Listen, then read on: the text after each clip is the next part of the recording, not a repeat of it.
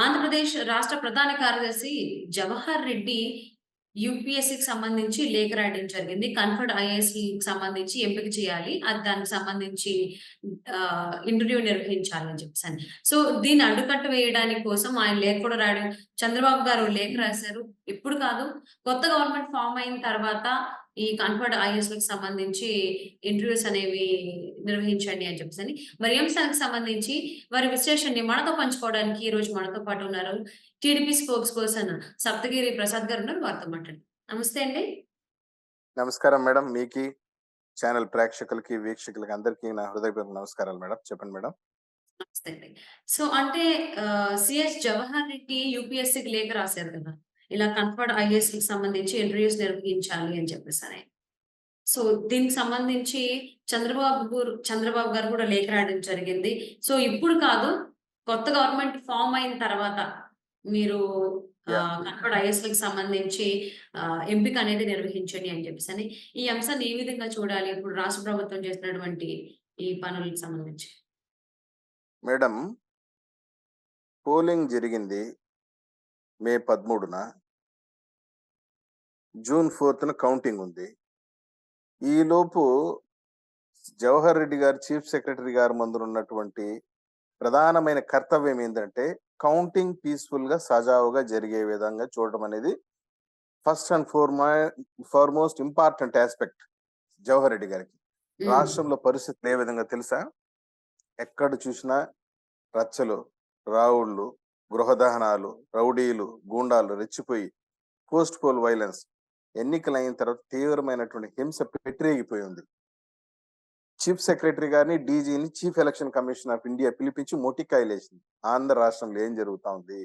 ఇంత పెద్ద ఎత్తున హింస జరుగుతా ఉంటే, చంద్రగిరిలో దాడులు, మాచర్లలో దాడులు, తాడిపత్రిలో దాడులు, ప్రొద్దుటూరులో దాడులు, ధర్మవరంలో దాడులు, నరసరావుపేట, గురజాల పెద్ద ఎత్తున హింస చెలరేగిపోయి రాష్ట్రం అట్టుడుగుతా ఉంటే, భారతదేశమే ఆంధ్ర రాష్ట్రం వైపు చూస్తా ఉంటే, చీఫ్ సెక్రటరీగా నీ యొక్క ప్రధాన కర్తవ్యం శాంతి భద్రతలను కాపాడటం. అది వదిలిపెట్టేసి నువ్వు ఎంత దండుకున్నావో, ఎంత మూట కట్టుకున్నావో తెలియదు కానీ అర్జెంట్‌గా కన్ఫర్డ్ ఐఏఎస్ ఇంటర్వ్యూ నిర్వహించాలని చెప్పేసి దానికి సంబంధించినటువంటి ఏర్పాట్లు చేస్తారా?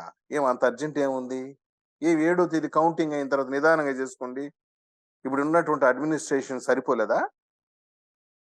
నేను జవహర్ రెడ్డి గారికి ఈ ఛానల్ చర్చ ద్వారా సూటిగా అడుగుతున్నాను. నీ ముందున్నటువంటి ప్రధాన కర్తవ్యం ఏంది? శాంతి భద్రతలు కాపాడడం, కౌంటింగ్ సజావుగా జరగటం, ఈవీఎం మిషన్లు భద్రపరుచుకోవటం, ఎటువంటి ఇబ్బంది లేకుండా కౌంటింగ్ జరుగుతున్నప్పుడు కూడా గొడవలు లేకుండా చూడడం, కౌంటింగ్ పూర్తయిన తర్వాత కూడా దాడులు జరగకుండా శాంతి భద్రతలు కాపాడడం నీ ప్రధాన కర్తవ్యం. దానిపైన దృష్టి పెట్టాయి అంటే నువ్వు ఎంత వసూలు చేసుకున్నావు ఏమో మాకు తెలియదు కానీ తక్షణం ఐఏఎస్ ఆఫీసులకి కన్ఫర్డ్ ఐఏఎస్ ఇంటర్వ్యూలు నిర్వహించాలా? ఏమంత అర్జెంట్ నాకు అర్థం కాదు. వెన్ ది ఎలక్షన్ అన్నిటికన్నా ముఖ్యమైనటువంటి విషయం ఏంటంటే ఎలక్షన్ కోడ్ అమల్లో ఉంది ఇంకా కోడ్ ఏం హ్మ్. అవును. తొలగిపోలేదు. ఎప్పుడైతే కొత్త ప్రభుత్వం ఏర్పడుతుందో, కొత్త ప్రభుత్వం ఏర్పడేటువంటి నిమిషం వరకు కూడా ఎలక్షన్ కోడ్ అమల్లో ఉంటుంది. ఆ విషయం చీఫ్ ఎలక్షన్ మన జవహర్ రెడ్డి గారికి తెలియకపోవడం చాలా దురదృష్టకరము. ఒక చిన్న అటెండర్ పోస్ట్ కూడా నువ్వు భర్తీ చేయడానికి లేదు. అటెండర్ పోస్ట్ కూడా నువ్వు ఈ టైంలో ఫిలప్ చేయడానికి లేదు. అటువంటిది నువ్వు ఏకంగా ఐఏఎస్‌లకి ఇంటర్వ్యూ నిర్వహిస్తాను కన్ఫర్డ్ ఐఏఎస్ కంటే ఏదో వసూలు చేసుకొని ఉన్నావు. పోయే లోపల కొత్త ప్రభుత్వం వస్తుంది. తెలుగుదేశం పార్టీ అధికారంలోకి రావటం ఖాయం. చంద్రబాబు నాయుడు గారు ముఖ్యమంత్రి అవటం ఖాయం. హ్మ్. ఈ లోపల ఏదైనా మూట కట్టుకొని పోదామని ప్లాన్‌లో ఉన్నారేమో నాకు అర్థం కాదు. జవహర్ రెడ్డి గారిని చీఫ్ ఎలక్షన్ కమిషనర్ గారు జోక్యం చేసుకొని తక్షణం తొలగించాలి సీఎస్ పదవి నుండి. అంత నమ్మశకమైన వ్యక్తి కాదు. మీరు చీఫ్ సెక్రటరీగా ఉండంగానే రాష్ట్రంలో ఎంత పెద్ద ఎత్తున హింస చెలరేగింది. చీఫ్ సెక్రటరీ పదవికి అసలు నువ్వు అనర్హుడివి. చాలా మంది సీనియర్ మోస్ట్ ఐఏఎస్ ఆఫీసర్లు ఉండగా వాళ్ళందరినీ ఉల్లంఘించి సీనియారిటీ లిస్ట్ ను వైలేట్ చేసి నీకు చీఫ్ సెక్రటరీ ఇచ్చారు. అదే పెద్ద తప్పంట. నిన్ను హ్మ్. చీఫ్ సెక్రటరీగా అపాయింట్ చేయడమే తప్పయ్యా అంటే మళ్ళీ నువ్వు ఇంకొకరికి ఐఏఎస్‌ని ఎగ్జామ్ ఇంటర్వ్యూలు పెట్టడం ఏంది నాకు అర్థం కాకుండా. అసలు నిన్ను సీఎస్‌గా పెట్టడమే తప్పు. You should be sacked. హ్మ్. నీ ఇష్టం వచ్చినట్టు నీకు కావాల్సిన వాళ్ళకి, నీ సొంత కులస్తులకి మొత్తం ఇంకొకటేంటంటే సీఎంఓ ఆఫీస్‌లో ఉన్న వాళ్ళకి ఎక్కువగా ఇంపార్టెన్స్ ఇస్తున్నారు. ఇతను తయారు చేసినటువంటి కన్ఫర్డ్ ఐఏఎస్ లిస్టు పైన మాకు పలు అనుమానాలున్నాయి. దీన్ని నిలుపుదల చేయాలి. కాబట్టి ఇదే అంశాన్ని మా నాయకుడు నారా చంద్రబాబు నాయుడు గారు చీఫ్ ఎలక్షన్ కమిషన్ గారికి, అదే విధంగా DoPT departments of promotion and training వారు కూడా లేఖ రాయటం జరిగింది. కాబట్టి ఈ సందర్భంగా ఐఏఎస్‌లు అంటే అంత ఆషామాషీలు గాదు. ఇప్పుడు మీ మాదిరి అందరూ ఐఏఎస్‌లు అయిపోయినారు. ఐఏఎస్‌లు గాదు. వైసీపీకి ఐఏఎస్‌లు ఊడిగం చేసేదానికి తయారైనారు. ఉండాలా. ప్రభుత్వ అధికారులంటే ఏదో ఆకాశం నుండి ఊడి పడినట్టు గాదు. ప్రజల జీతంతో, ప్రజల డబ్బుతో జీతం తీసుకొని మాకు సేవ చేయవలసిన వాళ్ళు. అంతేగాని మా పైన ఎక్కి, మా పైన సవారీ చేసి, మా పైన పెత్తనం చేయడానికి కాదు గదా ఉండేది. సీఎస్ గారు కూడా కొన్ని నిబంధనలకి అనుగుణంగా పనిచేయాల్సినటువంటి అవసరం ఉంది.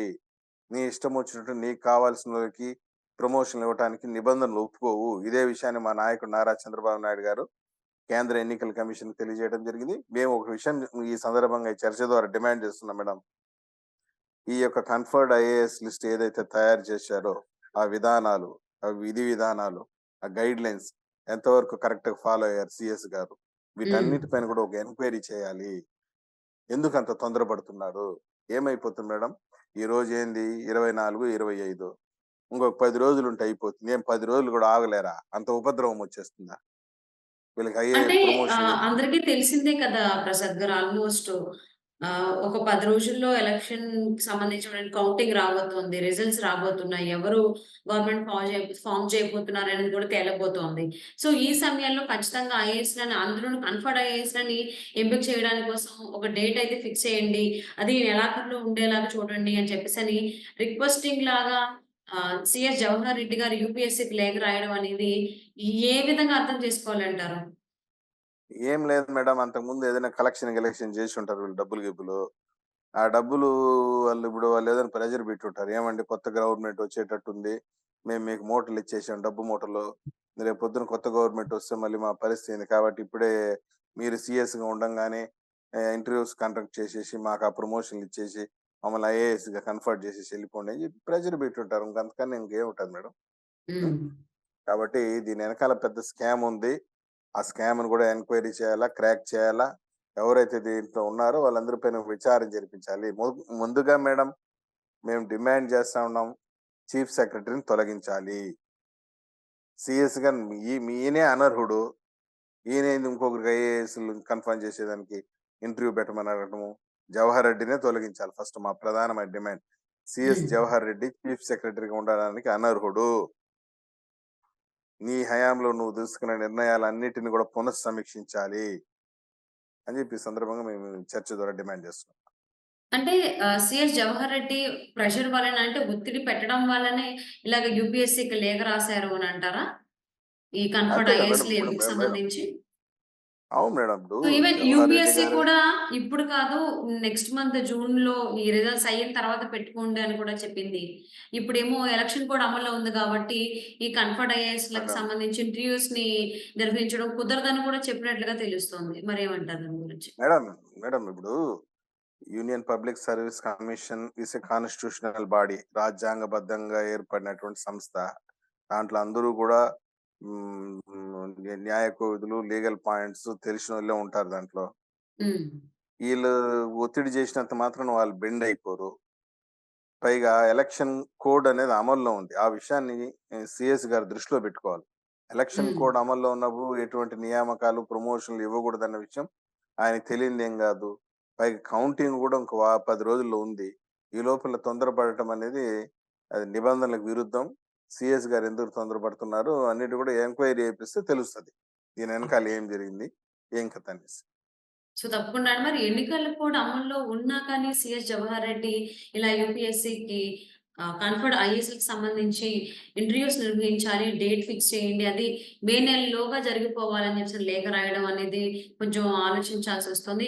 సో, దానికైతే అడ్డుకట్ట వేయడం కోసం చంద్రబాబు గారైతే లేఖ రాసారు యూపీఎస్సీకి. ఇప్పుడు కాదు కొత్త గవర్నమెంట్ ఫార్మ్ అయిన తర్వాత ఈ కన్ఫర్డ్ ఐఏఎస్‌ల ఎంపికకి సంబంధించి ఇంటర్వ్యూస్ నిర్వహించండి అని